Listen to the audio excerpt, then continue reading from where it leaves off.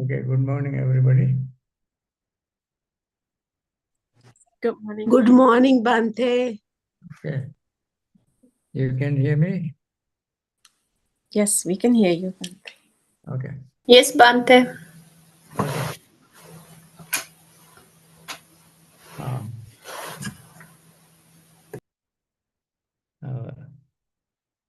Bhikkhunis in Germany. Okay. Anyway, you want to ask questions first? Is supramundane eightfold noble path only applied to those who have attained Sota Panna Magga? In other words, is the Puta Jama on the mundane level? Yes. Puthujjanas can practice noble eightfold path and mundane level. Only those who have attained the stream entry can follow the supramundane noble eightfold path. From the time the person attains the stream entry, that person is on the supramundane level. It is called Sota. One day, the Buddha asked Venerable Sariputta, Soto Soto ti uchyati. King Sariputta Soto. Sariputta, Sota, you have heard Sota, Sota. How do you understand Sota? Whenever Sota is sometimes used for the ear and a stream of water. Nadi Soto. Sotancha Pajanati, Sadhyacha Pajanati. Whenever Sariputta did not mention either of these two, river or the ear, he said, Ayame Vari Vattangyuku Maggu Bhante Soto. This noble eightfold path is called Sota. Then the Buddha asked, who is the person, who is the Sotapanna? Whenever Sariputta says the individual who entered the noble eightfold path, the supramundane level, he is called Sotapanna. So the one who attained the first level of enlightenment is called Sotapanna. It has been translated into English as stream enterer. Stream enterer. Sotapanno neto sambodhi parayano avinipata dhammo. That means one who enters the stream, he will not be born in lower plane of existence. Avinipata dhammo, he does not fall out of the state to be born in lower state of existence. Neto sambodhi parayano. He is destined to attain full enlightenment. And therefore, Sotapanna, the one who enters the supramundane and noble eightfold path is called Sotapanna. Others are Puthujjana, ordinary people. Puthujjana means individual belong to the mass, the greater number. Puthu means the earth or large amount. And those who are not at an enlightenment, those who are subject to committing wrong things, breaking all moral principles, they have a lot of defilements, and they all fall into the category of mundane or Puthujjana individuals. And Sotapannas are beyond that. They would not commit any wrong things from the time he attained stream entry. Okay, next question. Next question is a two-part question. first part is, within my capacity to improve, how do I deal with self-criticism and doubt? That's the first part. Yes, Mom. Self-criticism and doubt is, there are positive side of that as well. When one criticizes oneself, one can criticize in a positive way.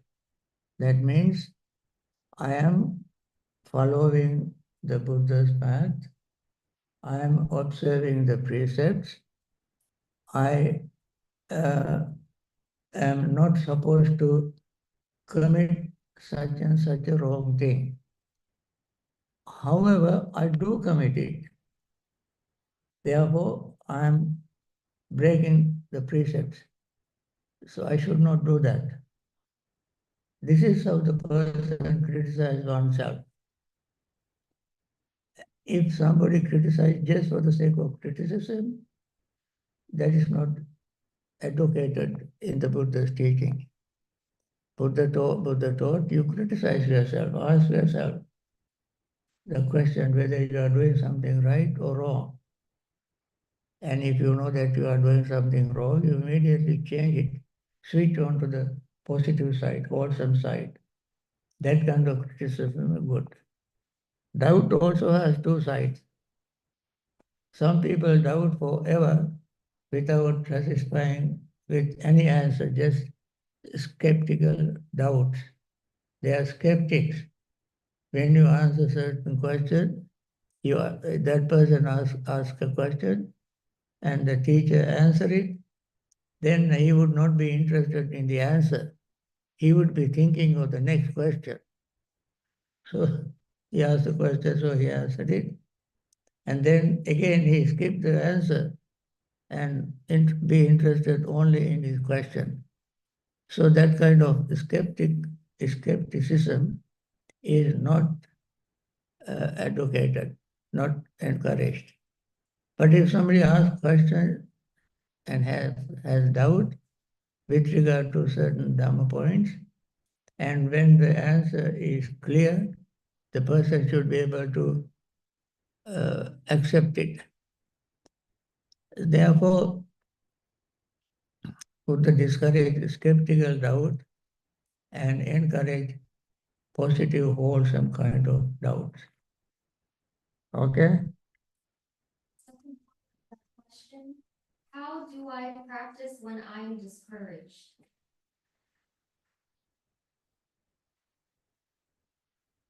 Well, when you are discouraged, you may have reason to be discouraged because you are full of sensual pleasures, anger, jealousy, and so forth. Your mind always is obsessed with these unwholesome states. And then you try to understand the nature of your life. You don't live too long. Your life is very short. And within this short period of life, if you simply dwell upon all these unwholesome attitudes, mental states, you are wasting your time. So you have to arouse a spiritual urgency. A spiritual urgency means you have to speed up. Urgency is called Dhamma Samvega. Vega. Vega means speed. Samvega means additional speed. You make additional effort, additional mindfulness, additional concentration in order to overcome your discouragement and understand that you have to overcome your suffering. You know, you people have, somebody is discouraged because of so many things are happening in life. That is not wholesome, that is very unhealthy, and therefore one must learn to overcome that unhealthy state, arousing spiritual urgency. That is how you can practice. You still can practice if you are still discouraged, if you arouse your spiritual urgency. Okay? Another question. If I renunciate before I'm ready to, I might feel stressed out. Is there a sutta that cautions lay people from renouncing until they are 100% ready to? Well, you renounce just as a fashion, for instance. Just everybody talks about renunciation, let me also renounce. You don't have any motive. You don't see why you renounce. There is no particular discourse on that, but we can use our common sense. That means when somebody sees dukkha, suffering in life, that alone is enough for the person to renounce, seeing dukkha. Renunciation does not mean leaving home and going to a monastery, putting on yellow robe, shaving head and yellow robe and so forth. That is not real renunciation. That is a physical renunciation. You have to have a mental renunciation. The mind should be ready. That is to let go of our greed. Letting go of our greed also is not very easy. I recommend you try to get rid of your least important things. Make the priority list. Whatever is least important, you let go of it first. Don't have the collector's items. You have all kind of things you collect, but in addition to that, you have collector's items just to boost your ego. Let go of them first. Keep whatever whatever is necessary, whatever you need in life, you keep them. That is how we begin to renounce. And then go from the lowest priority to higher priority, one by one, slowly and gradually. Then you will be able to one day give up the very first item in your priority list. And then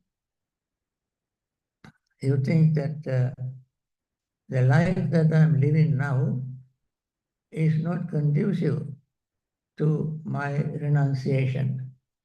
It is not helping me. It is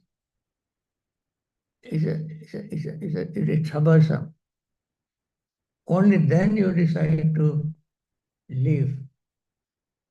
And then after leaving home, going to monastery or secluded place, don't take all your homework with you and try to leave them behind through the practice of meditation. And then you will be in real right renunciate state. Okay? So, you see people renounce in the time of the Buddha when they listen to Dhamma. They learn the Dhamma, memorize the Dhamma, reflect on it mindfully, and then think, this Dhamma is not very easy to practice as a layperson. Then they decide to leave. And then Very famous story is Ratnapala Sutta in Madhyama Nikaya. So when you are ready, you know, okay? But you don't look for a particular discourse which asks people to renounce. In short, I must say, Buddha, all the teachings, entire teachings of the Buddha meant for people to renounce. They can practice as lay people, and even lay people have to renounce certain things, give up certain things in order to liberate themselves. Okay? Next question. Since I was a child, I saw that there was unnecessary suffering in the world, and I desired to change it. I have always felt the need to stand up for those beings who cannot do so themselves, including people, animals, and plants alike. Is it ever okay to fight on behalf of others, or is peace and passivity the only acceptable way according to the Dhamma? Okay. This is the easiest thing to do, to fight for others. You people go for, they demonstrate, go to rallies, talk very loudly, having a placard on their hands and shout for the human rights, for against discrimination, against poverty.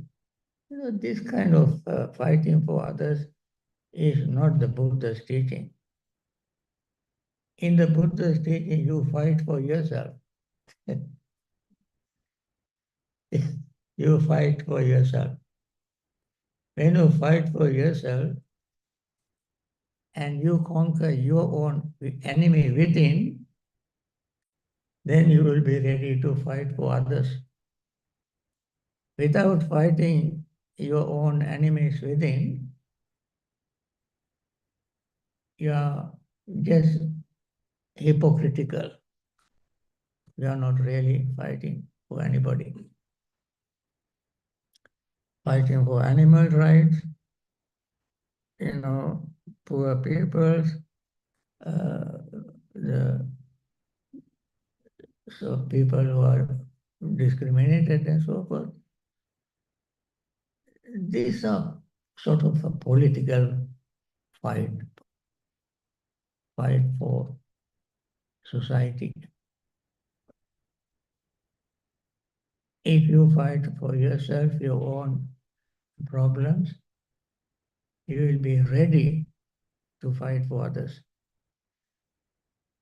And therefore, Buddha's teaching, Attanameva Patama, Patirupe Nivese, Atanya Manusaya, Nakilisanti Pandita.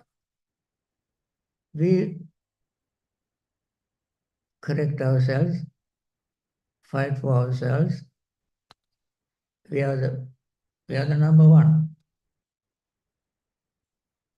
Number one.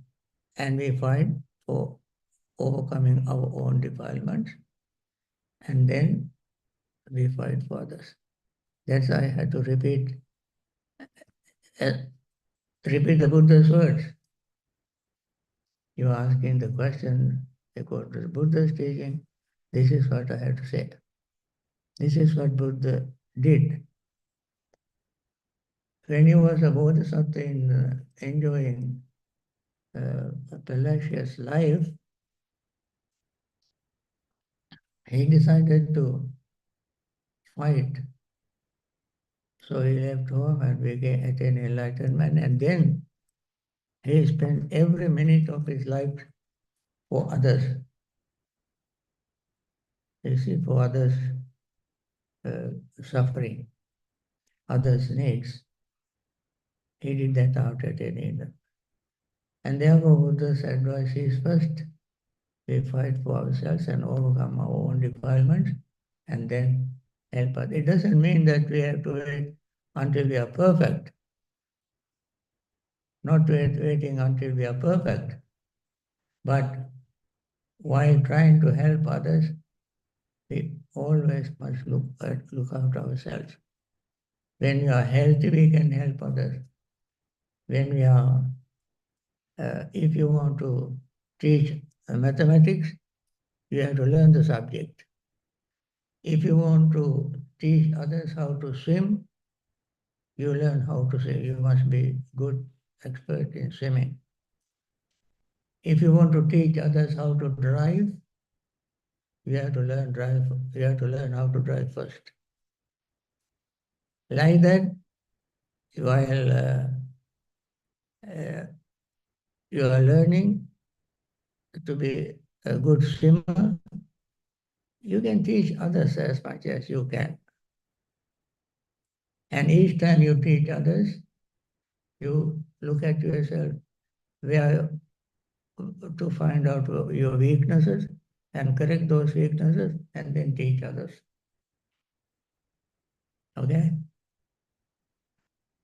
Some suttas say that arahants have attained enlightenment without jhanic experiences. How is sama samadhi applied in this case in the Eightfold Path? Well, yes, there are some individuals who attain enlightenment very quickly. It doesn't mean that they did not have sama samadhi. We know, for instance, while listening to Dhamma sermons, while listening, they attain stream entry or even full enlightenment. So while listening to Dhamma, their mind is 100% focused on the teaching.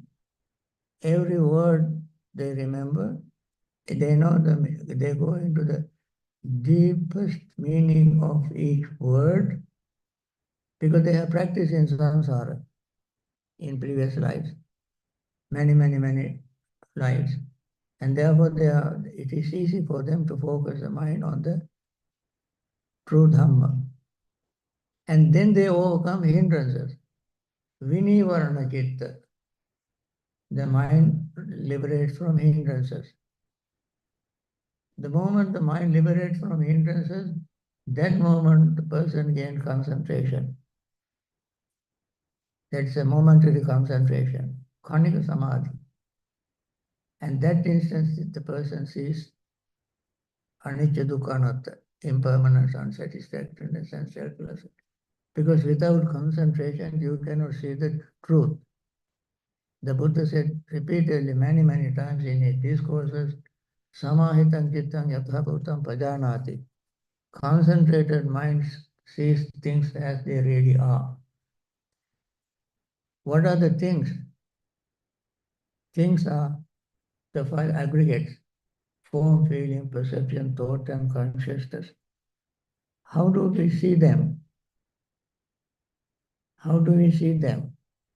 See them as impermanent, unsatisfactory, and selfless. Form is impermanent, feelings are impermanent, perceptions are impermanent, thoughts are impermanent, consciousness is impermanent. Whatever is impermanent is unsatisfactory. Whatever is impermanent, unsatisfactory is without self.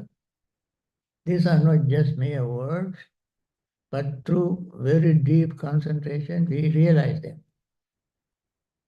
Then deep concentration is the state you can see Samma Samadhi.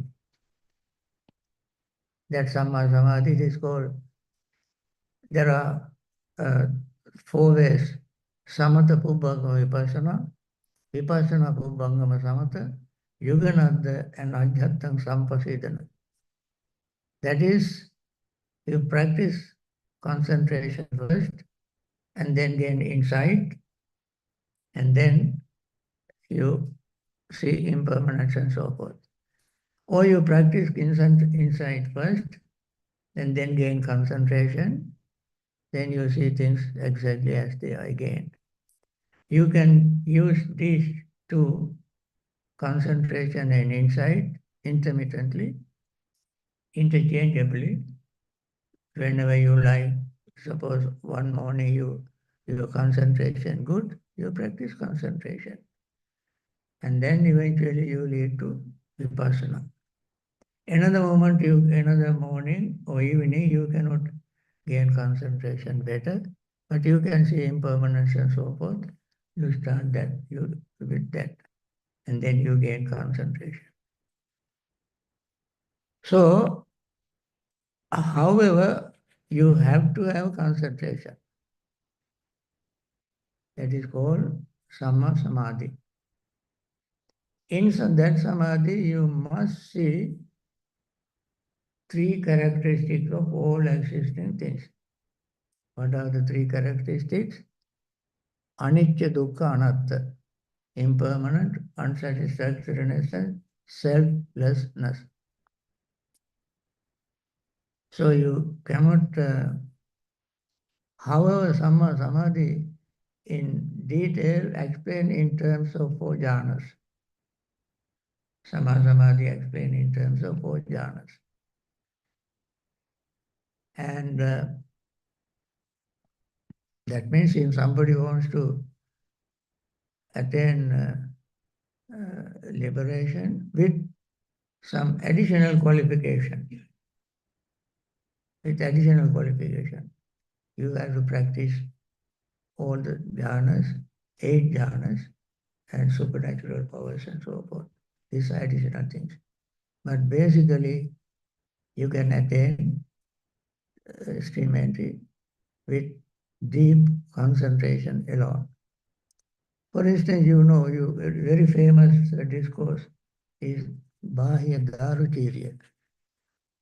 Daruchirya, he came to see the Buddha from walking long distance, and he was very tired, and as soon as he met the Buddha on his arms round, he asked, please teach me Dhamma, breathe. Buddha said, Bahya, I'm on my arms round, on the road. You have to wait. Then he insisted, no, please teach me Dhamma, quickly, on the road. Third time, Bahya said, sir, who knows? Perhaps I might die very soon, or you might die. Before that, I want to learn Dhamma. Then Buddha gave him very simple, very brief instruction. Simple Dhamma. Bahya, ditte mattam, sute mattam, mute mattam, viññate mattam. You be aware of seeing as seeing, not as saw or as seen in the past. But seeing, while seeing, become aware of seeing. While hearing, become aware of hearing. While smelling, tasting, touching, become aware of that particular action in the present tense, present continuous tense. Seeing. While you are doing that, you will not be stuck here or there or in between. That means you will not get fixed. You will not be fixed this moment or the future moment or the present moment. You see the flow, continuous flux. Continuous flux. Continuous flux is the sign of impermanence. When something is not fixed, something is flowing. Actually, in a deepest level of your meditation, while you are in meditation, this is what you can see. The flow, continuous flow, without stopping even for a fraction of a second. Your experiences, you see. What are the things you see flowing? The body is changing, you can see. We all know every moment we have to breathe and bring oxygen into our lungs, charge our red blood cells with oxygen, and they go to heart. Heart pumps, carrying this oxygen-rich blood cells throughout our body. Some people say, I don't know, I have not done any research, but they say we have 56 trillion cells. Each cell needs oxygen to survive. And next moment they lose oxygen, and then oxygen depleted blood cells come to heart send to lungs, and when we breathe, charge them with the oxygen, and then the cycle repeats. This is happening all the time. Only in meditation you can understand this. You can realize this. Realize.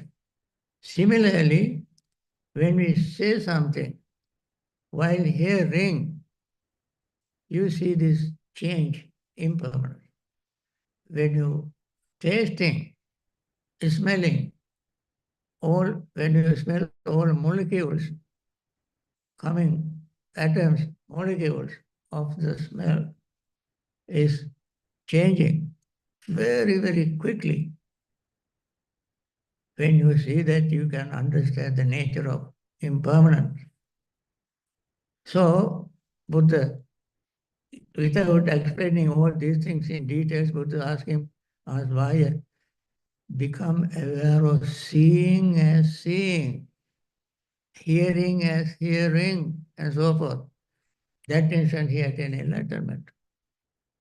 He attained enlightenment, full enlightenment. Because he has been practicing Dhamma, practicing meditation in all his life, in that life. And even he thought that he was enlightened. Before somebody, a deity told him, you are not enlightened. Enlightened person is in Jetavana Rama, the Buddha, you go there.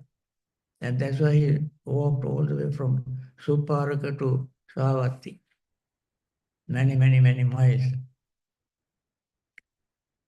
And then instantly attained enlightenment. So, you can see concentration can become so sharp and quick, and for you to see things as they really are. That is Samma Samadhi. Okay?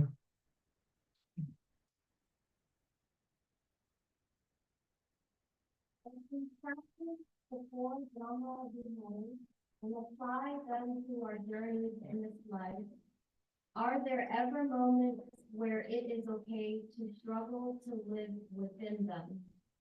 For example, what if we are unable to maintain our equanimity should we experience the tragic death of a loved one, or should we experience the ending of a loving relationship? Now, I experience, should you experience the ending of loving relationship? Loving relationship is not metta. It is lust, greed. You give a sort of euphemistic term to make it holy or noble or acceptable. But basically, it really means greed. lust, craving. When you practice for Brahma Vihara, greed or love, ordinary love,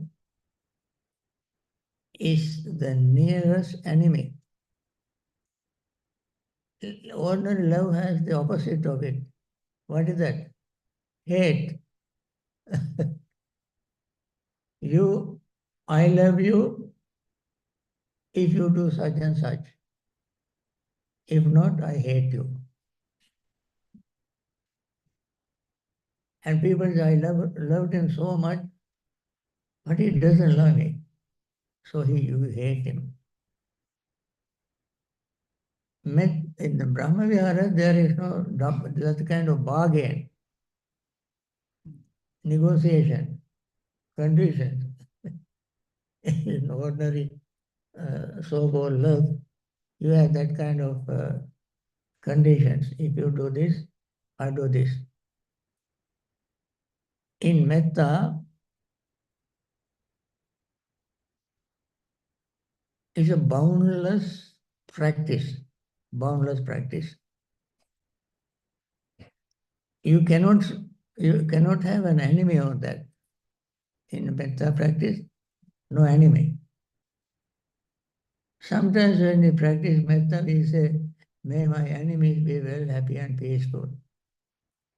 Somebody turn around and ask you, how can you send metta to your enemy?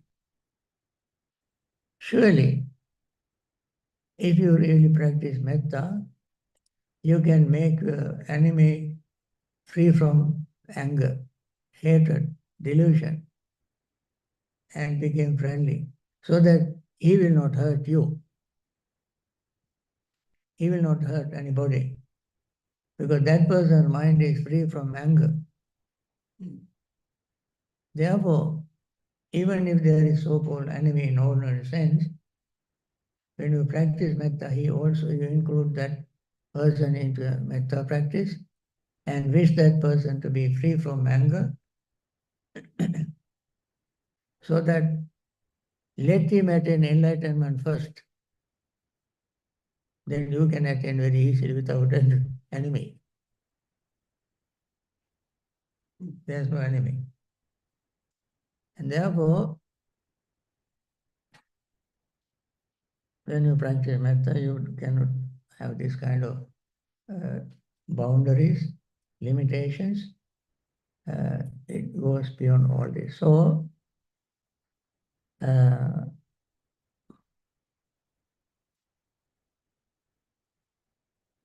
when you practice in your life, certainly there are moments where you have to struggle to live within them. And even then, when you practice real metta, as she recited in Karani Metta Sutta, you will overcome all these difficulties and mind will be free from, it is called, Buddha called it Cheto Vimutta, mind liberator. Mind liberator, metta practice. All these four Brahma Viharas are called mind liberators. And therefore, when we practice very sincerely, you will not have difficulties. Okay? So often full of anger and violence, how do we confront these things with our equanimity and pacifism? Is it ever okay to use physical strength or force in defense of the self or in defense of an innocent? Or would the Buddha always say to simply turn the other cheek and allow whatever violent action by the other to be carried out? Okay.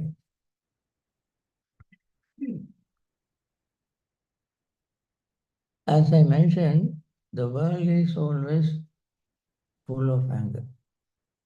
World has anger. There are billions of people.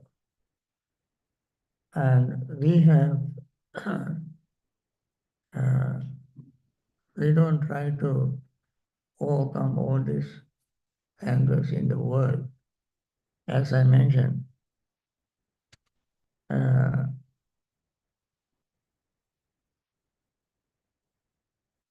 when you understand your limitations, it is easy to practice equanimity. You can say to yourself, what can I do? I can do only this much. I am limited. My mental capacity is limited. I am an individual. As an individual with limited capacity, I cannot remove all the angers in the world. I cannot do that. So that is a very important way of thinking to develop our equanimity. And when we practice metta, also you have to understand your limit and say, well, different people have committed different type of karmas. They are committing different type of karmas. And according to their karmas, they experience results. You cannot eliminate their karmas. Even the Buddhas could not do that. And they have to live according to their karma. And that way you can practice metta, thinking, well, still let them be happy and peaceful, and let them not commit this kind of karma again, so that they will not suffer in future. That way you can practice metta.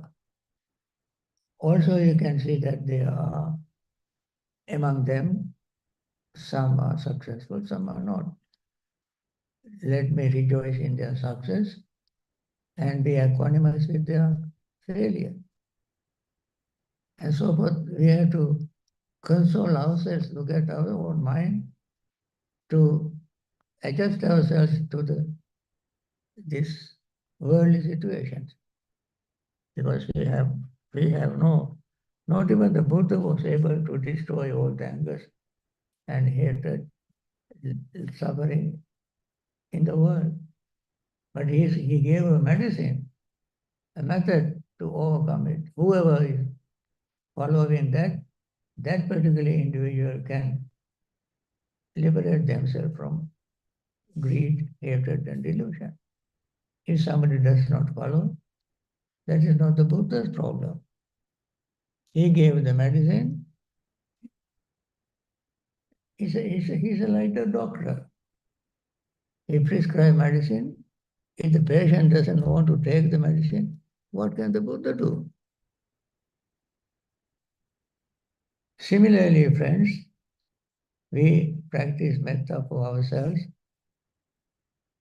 and karuna, compassion, appreciative joy and equanimity within ourselves, and wish others in the world also practice them. Whoever practice, they will benefit from the practice.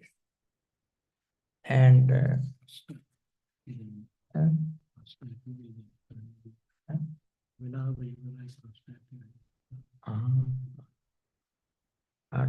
okay.